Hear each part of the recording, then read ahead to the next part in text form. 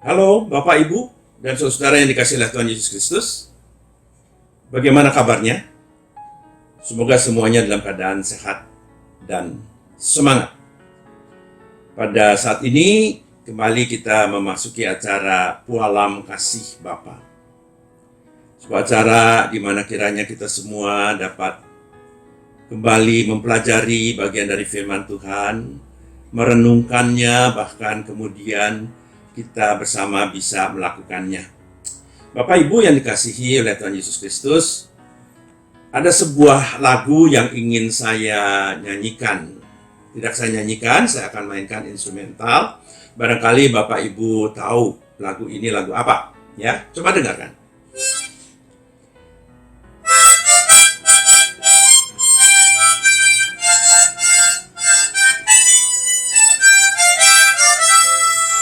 Nah, lagu apa?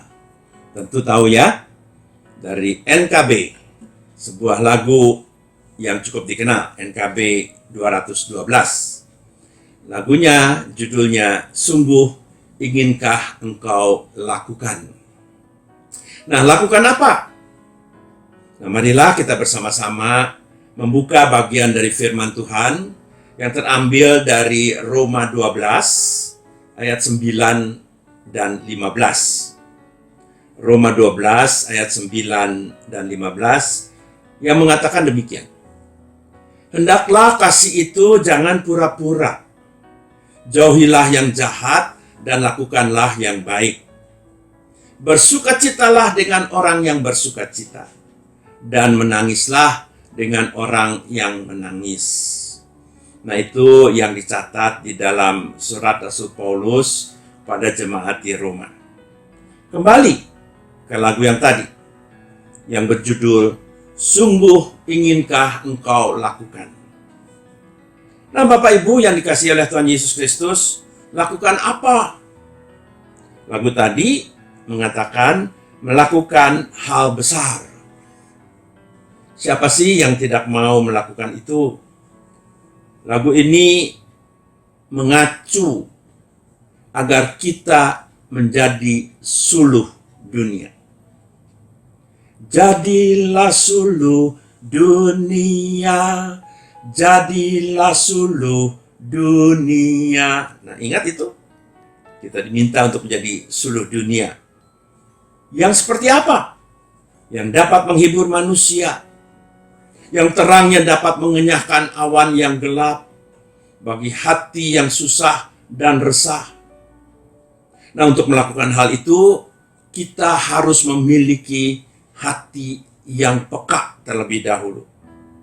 Hati yang memiliki empati bagi keadaan di sekitar kita.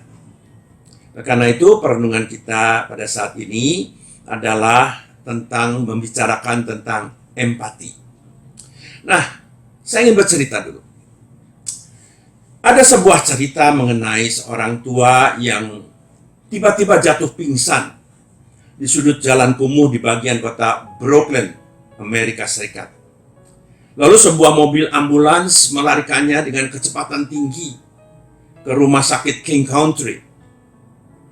Di dalam dompet si orang tua itu hanya ditemukan sebuah kertas kumal. Lalu dengan susah payah seorang perawat mencoba mengeja tulisan di atas kertas itu. Dan diperoleh sebuah nama dan alamat. Seorang marinir yang diduga adalah anaknya si orang tua tersebut. Lalu kemudian pihak rumah sakit segera menghubungi tempat tinggal dan tempat tugasnya si marinir tadi dan meminta ia segera datang ke rumah sakit. Nah, saudara-saudara, ketika marinir itu datang, perawat mengatakan kepada orang tua yang pada waktu itu masih berbaring dalam ruang perawatan yang penuh dengan peralatan-peralatan, khususnya peralatan oksigen, karena si orang tua itu disambung dengan peralatan ini. Lalu perawat itu berkata kepada orang tua ini, "Pak, anak Anda sudah berada di sini sekarang." Mendengar hal itu, dengan kondisinya yang sangat lemah, orang tua itu membuka matanya, lalu mengulurkan tangannya dengan lemah. Marinir yang berdiri di samping perawat itu langsung meraih tangannya dan menggenggamnya dengan lembut. Marinir itu kemudian duduk di dekat tempat tidur sambil memegang tangan Pak Tua itu. Ketika dokter melakukan pemeriksaan, seorang perawat menganjurkan pada Marinir agar dia beristirahat sejenak, dia bisa makan di kantin rumah sakit. Namun ketika Marinir ini melihat orang tua itu sedang tidur, ia menolaknya dan mengatakan bahwa ia ingin menemaninya. Menjelang malam, orang tua itu menghembuskan nafas terakhirnya dengan tetap berpegangan tangan dengan si Marinir. Setelah segala urusan selesai, Marinir itu bertanya pada perawat, "Siapakah orang tua tadi?" Nah, perawat ini terkejut. Lalu dia menjawab, "Bukankah dia orang tua Anda?" "Bukan," kata Marinir itu. "Tetapi saya lihat dia membutuhkan seorang pendamping, seorang anak. Maka saya tetap tinggal di sini." Nah, Bapak, Ibu, dan saudara-saudara yang dikasihi Tuhan, itulah empati. Suatu tindakan untuk turut merasakan dan mengidentifikasikan diri kita ke dalam perasaan atau pikiran yang sama dengan orang lain. Ketika seorang berempati dengan orang lain, maka penderitaan, kesedihan, dan kesakitan orang lain menjadi bagian dari hidupnya. Mengapa Yesus bersedia menderita di kayu salib untuk menebus dosa kita? Tidak lain karena Yesus berempati kepada manusia. Yesus merasakan bahwa manusia sungguh akan kesakitan menanggung penderitaan hukuman dosa. Dan dia ingin turut merasakan kesakitan yang dihadapi manusia akibat dosa itu. Yesus ingin menanggung penderitaan itu bagi manusia. Dia menjalani penderitaan di kayu salib demi manusia. Yesus rela mengalami kesakitan karena hatinya berempati kepada penderitaan manusia. Begitu juga Rasul Paulus memberi penekanan kepada jemaat di Roma agar dalam kehidupan mereka bersama mereka dapat saling menolong dan saling menopang. Ia mengajarkan kepada orang-orang percaya untuk bisa berempati, yakni bersukacita dengan orang yang bersukacita dan menangislah dengan orang yang menangis. Hal itu hanya bisa terjadi jika di dalam diri seseorang ada kasih. Kasih memungkinkan seorang memiliki kepekaan dan mampu berempati dengan orang yang dikasihinya. Kisah Marinir tadi merupakan satu contoh kasih sayang seorang anak. Marinir itu memahami keinginan Pak Tua untuk merasakan kasih sayang. Marinir itu tahu bahwa di saat kesakitan Pak Tua butuh pendamping.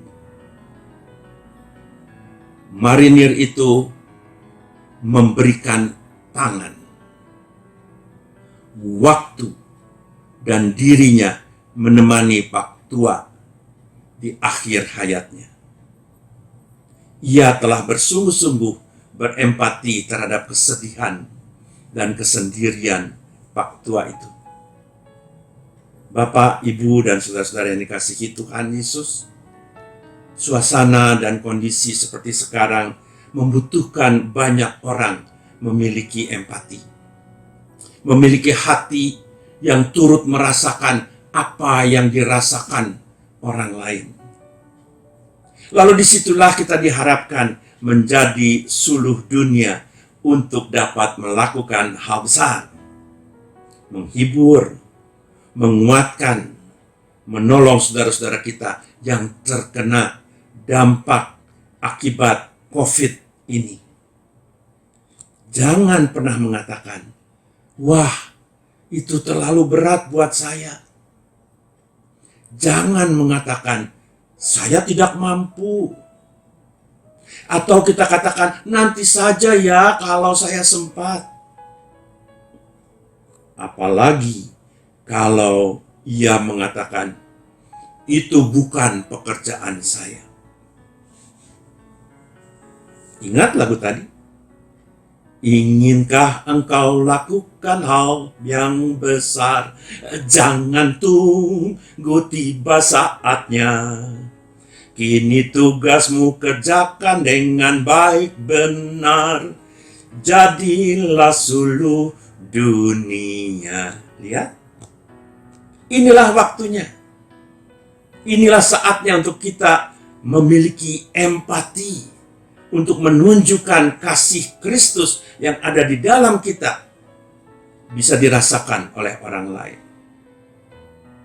Saya tidak punya apa-apa. Dengar lagi. Tiap talentamu pasti ada artinya bila mencerminkan kasihnya.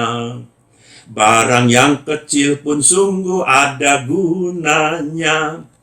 Jadilah suluh dunia.